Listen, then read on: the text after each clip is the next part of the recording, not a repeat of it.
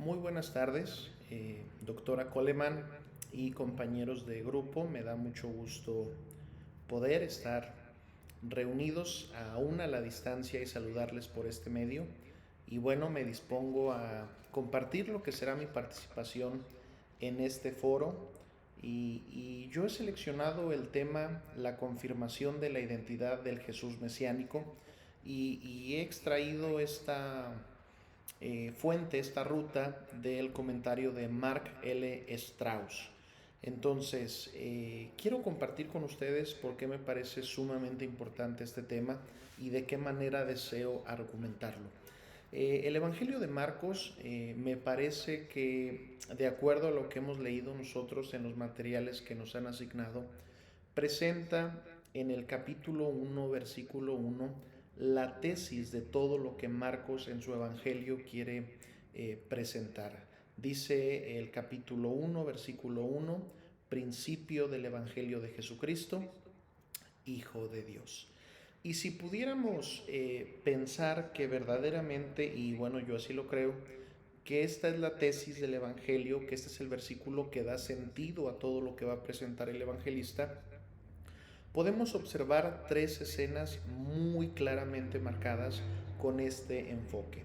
Repito, en el capítulo 1, versículo 1, sin ningún preámbulo, así presenta Marcos el evangelista a Jesús como el Hijo de Dios.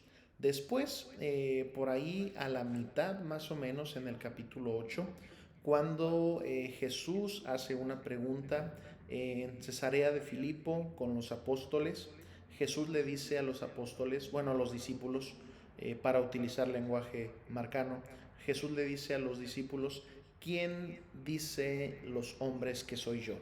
Y empiezan a responder, algunos dicen que los profetas, otros que Juan el Bautista, otro que Elías, y Jesús lanza una pregunta todavía más sorprendente y les dice a los discípulos, ¿y ustedes quién dicen que soy yo?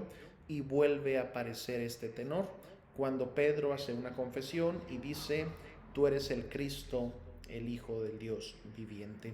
Y al final, hermanos, en lo que nosotros podemos ver como la pasión, la crucifixión de nuestro Señor Jesucristo, encontramos curiosamente a una persona gentil, a una persona romana y una persona que era un centurión, que al ver a Jesús en sus padecimientos de la crucifixión, dice verdaderamente este hombre, no quiero parafrasear, sí, verdaderamente este hombre era hijo de Dios.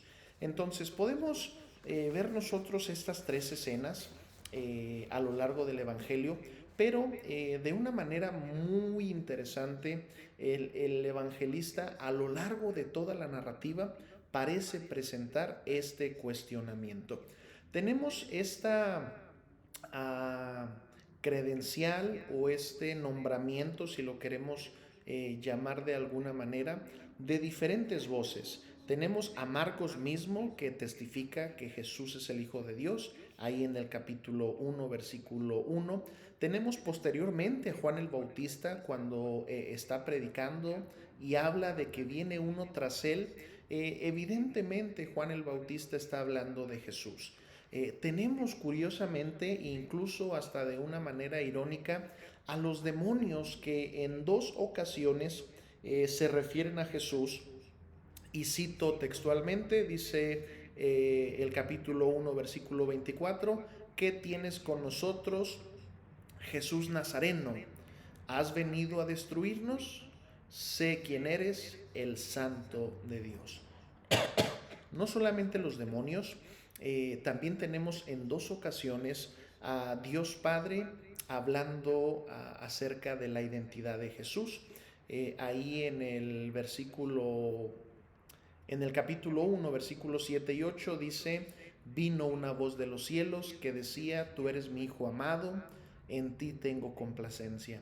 Y más adelante, cuando sucede la transfiguración, tenemos otro caso, estoy pensando en Marcos 9:7, cuando Jesús se transfigura, que Dios Padre vuelve a decir, este es mi Hijo amado, a él oíd. Pero lo que quiero resaltar y lo que me parece muy interesante, ya hablamos de Juan, ya hablamos de Dios Padre, ya hablamos de los demonios incluso, cómo identifican esto. Hay dos grupos que me resulta muy interesante a lo largo del Evangelio que están pensando en esta pregunta. Unos son los fariseos, o bueno, los líderes religiosos, para englobar a todo el grupo, que constantemente hacen esta pregunta. ¿Quién es este que blasfema porque solamente Dios puede perdonar pecados? Y regularmente están merodeando esta pregunta. Así como los líderes religiosos, también encontramos a los apóstoles. Cuando Jesús calma la tempestad, vemos a unos discípulos, no voy a decir apóstoles para utilizar lenguaje marcano, discípulos que se hacen esta pregunta, que dicen: ¿quién es este que aún el viento y el mar le obedecen? Entonces, es muy interesante. Cuando nosotros llegamos al clímax del capítulo 8, podemos notar que hay un giro en la narrativa, hay un giro dramático. Los primeros ocho capítulos funcionaron para intentar contestar esta pregunta, hasta que pareciera que Pedro, por gracia de Dios e inspiración del Espíritu Santo, acertadamente da la identidad de Jesús. Sin embargo, del capítulo 8 en adelante, ya se ha definido que Jesús es el Cristo, ya se ha definido que Jesús es el Hijo de Dios. Ahora lo que pasará es que el Evangelio de Marcos, en labios de Jesús, será el desafío de intentar explicar a los discípulos y obviamente a los lectores que lo que significa ser el Cristo no es meramente lo que está pensando Pedro, no es meramente lo que está pensando Judas. Ser el Cristo, el Hijo de Dios, significa venir como un siervo que sufre, no para vencer a Roma, no para vencer a los que les oprimían de una manera política, sino para vencer al pecado, a Satanás y a la muerte. Entonces, entiendo yo que una de las rutas que el Evangelio va a tomar es intentar contestar esta pregunta. ¿Y quién es este hombre? Y a lo largo de toda la narrativa vamos a encontrar, al final vamos a poder ver, y con esto termino, a Pilato preguntándole: ¿eres tú el rey de los judíos? Vamos a poder ver un letrero encima de la cruz que dice que es el rey de los judíos, y como habíamos dicho con antelación, vamos a poder escuchar a un centurión romano diciendo: verdaderamente este es el Hijo de Dios. Por mi parte es todo, me despido y espero que sea algo que pueda contribuir a esta pequeña reflexión para el foro. Que el Señor les guarde.